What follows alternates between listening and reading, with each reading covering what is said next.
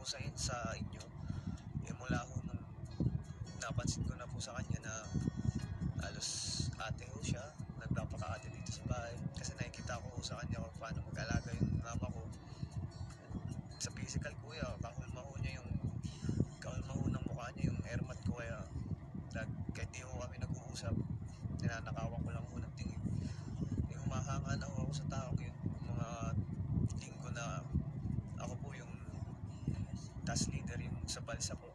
Kasi doon ko po una po ako nakaramdam ng magsiselos nga kuya, na hindi ko maintindihan ba't yun yung nararamdaman ko, ba't magsiselos ako kuya.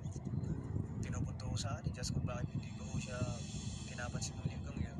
Kaya dami ko sa inyo, sinadya ko talaga yun na hindi ko siya pansinin ng time na yun, kasi gusto kong iwasan kuya, gusto kong pigilan.